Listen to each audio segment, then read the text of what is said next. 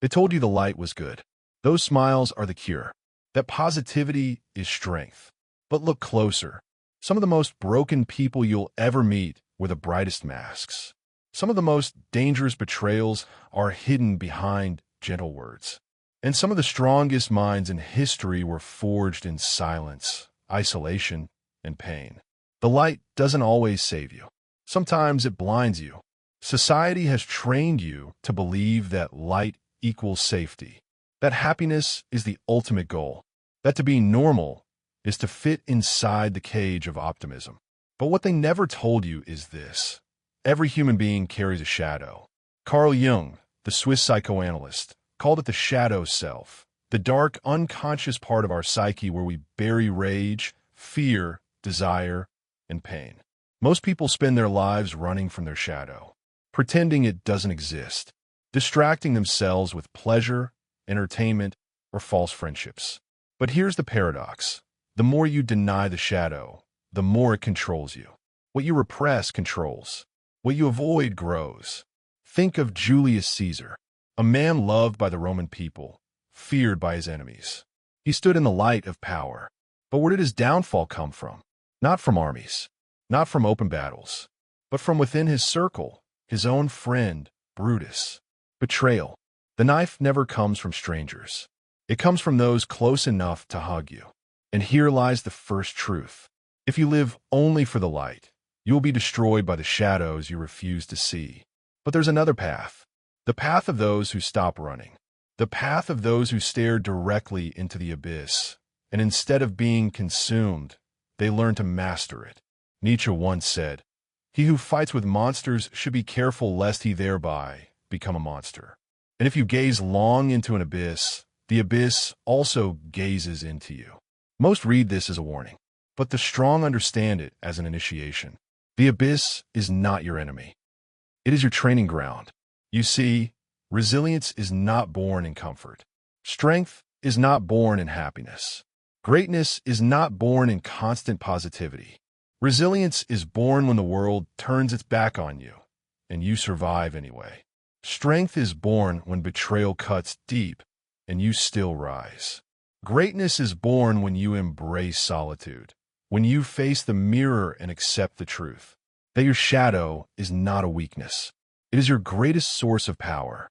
The modern world fears silence, fears solitude, fears darkness.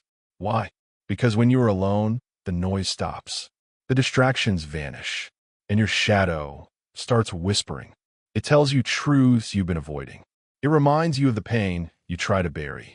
It confronts you with every mask you've ever worn. Most people can't handle that, so they run back to their fake friends, their endless scrolling, their addictions, their light. But the few who stay in the darkness long enough change. They grow sharp. They grow strong. They learn to see what others cannot. Dostoevsky, a man who spent years in Siberian prison camps, surrounded by suffering, once wrote, "The darker the night, the brighter the stars." He didn't mean it as cheap optimism. He meant it as survival. Because when you've walked through the depths of human despair and lived, you carry something others don't, an unbreakable spirit. So here's the first law of shadow psychology. Stop fearing the dark. Do not run from your pain. Do not cover it with empty positivity. Do not lie to yourself about who you are. Instead, enter it. Sit with it. Listen to it. Because only those who confront their shadow become whole. And only those who embrace the darkness inside themselves ever reach true strength. Think about this. The oak tree does not grow tall without the storm. The diamond does not form without pressure. And the human spirit does not awaken without the shadow. The ones who shine the brightest are not those who escape darkness. They are the ones who carried it and learned to turn it into fire. They say loneliness kills, but history shows the opposite. It is not solitude that destroys a man. It is betrayal. The sharpest pain doesn't come from being alone. It comes from trusting the wrong hands. It comes from opening your soul, only to watch someone crush it without hesitation. And here's the darkest truth. The people closest to you are the ones most capable of destroying you. Look at Caesar again. It wasn't an enemy spear that brought him down. It was the knife of Brutus. Look at Jesus. Not the Romans, not the crowds, but Judas, his own disciple. Even in mythology, the Greek hero Achilles wasn't felled by armies, but by a weakness revealed and exploited. Every great downfall has a face behind it. Not a stranger's face, a familiar one. Psychologists call it betrayal trauma. It cuts deeper than normal pain because it shatters the very foundation of safety. When someone you trust lies, manipulates, or abandons you, your brain doesn't just feel pain. It questions reality itself. You start asking, was anything real? Did they ever care? Or was it all just a mask? And that is the most terrifying realization about humanity. Most people wear masks. Some with a mask of love to hide their hunger for control. Some with a mask of friendship to hide their jealousy. Some with a mask of kindness while secretly sharpening the knife behind their back. The Roman philosopher Seneca once wrote, "An enemy is less dangerous than a flattering friend." Why? Because at least an enemy is honest. At least with an enemy, you see the blade coming. But a false friend? They poison you slowly. They drain you without you noticing. And by the time you realize what they are, it's already too late. Think about the people in your life. Who smiles at you, but secretly resents you? Who pretends to support you, but waits for your failure? Who stays close, not because they love you, but because they fear losing control over you? If you cannot answer, it's because the mask is still convincing you. Arthur Schopenhauer, the philosopher of pessimism, described humans as porcupines in the cold. We need warmth from others, so we draw close. But the closer we get, the more their quills pierce us. The tragedy? We still keep returning, because the fear of solitude blinds us to the poison of people. Here's the cruel irony. The more desperate you are to avoid being alone, the more likely you are to tolerate betrayal. The more you cling to friends just to feel surrounded, the more power you give to the very people who will use you. And so the cycle continues. But here's where the strong separate from the weak. The weak beg for company. The strong endure solitude until they attract only those worthy of entering it. The weak mistake smiles for loyalty.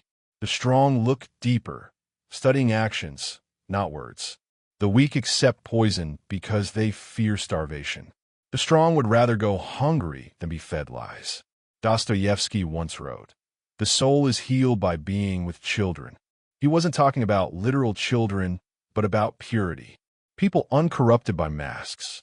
People who carry no hidden agenda. But purity is rare, and masks are everywhere.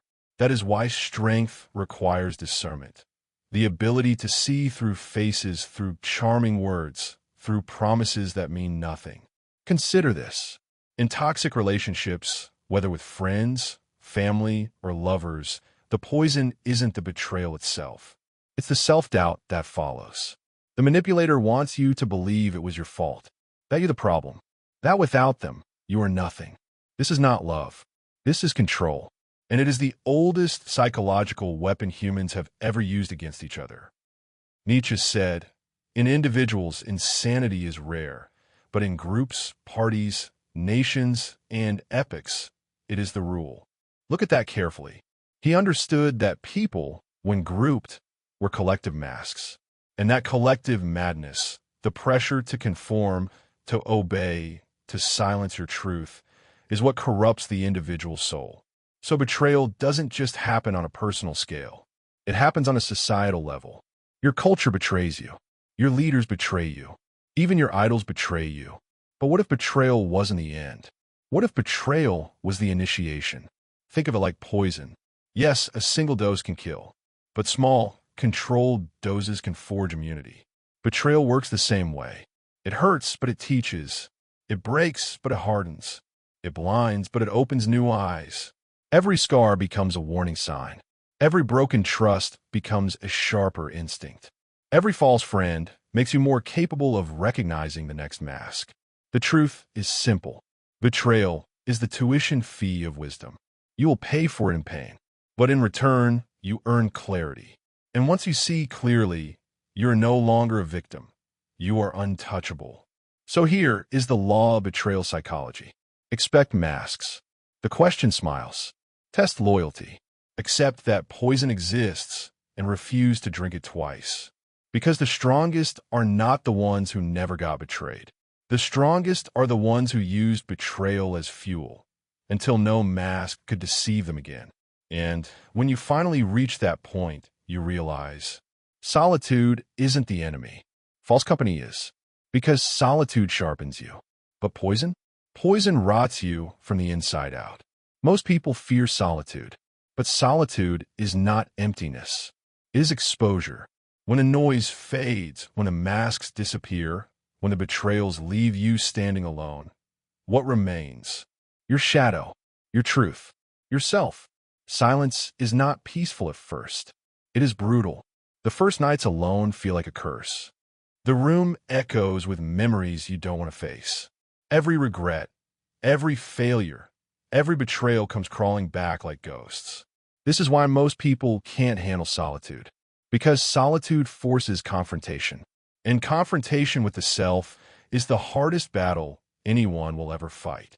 Friedrich Nietzsche once said, "The individual has always had a struggle to keep from being overwhelmed by the tribe."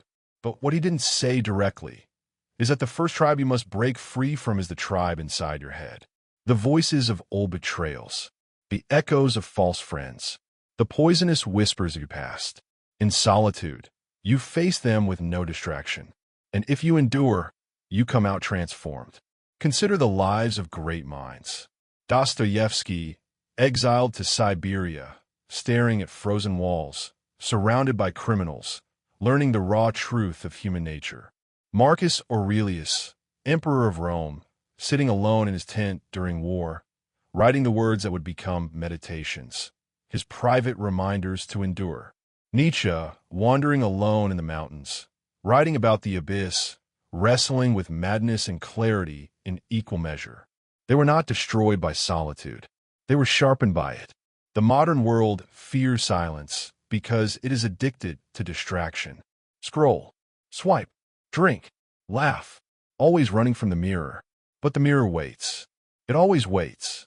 And those who finally dare to look see both their monster and their God. Carl Jung believed that wholeness comes not from rejecting the shadow, but from integrating it. What does that mean? It means admitting your anger instead of denying it, owning your fear instead of masking it, acknowledging your envy, lust, or rage, not to indulge them, but to transform them. Because what you suppress controls you, but what you integrate becomes your weapon. The abyss of solitude is the crucible where this transformation happens. At first, it breaks you. It strips away illusions. It burns the masks you once wore. But then, slowly, you begin to see clearly. You realize you don't need their approval. You don't need their validation. You don't need their fake smiles. You discover that you are capable of standing alone. And in that moment, you stop being prey. Think of the samurai. Before battle, they embrace the concept of death. By meditating on the inevitability of their own mortality, they stripped fear of its power. This is solitude. It is a meditation on loss, on betrayal, in darkness, until nothing left can frighten you. And when fear dies, strength is born. The psychologist Viktor Frankl, who survived Nazi concentration camps, wrote, "When we are no longer able to change a situation, we are challenged to change ourselves." That is the essence of solitude. You cannot change the betrayals that left you here. You cannot change the poison that others poured into your veins. But you can change yourself. And when you emerge, you are no longer the same. Here lies the rebirth. The old self dies in solitude. The weak self, the dependent self, the version of you that begged for light, for company, for constant approval. And in its place rises someone new, someone unshakable, someone dangerous. Because once you have survived the abyss, the world cannot break you anymore. Consider this. The lion does not fear the opinions of sheep. The mountain does not bow to the storm. The abyss does not beg for light.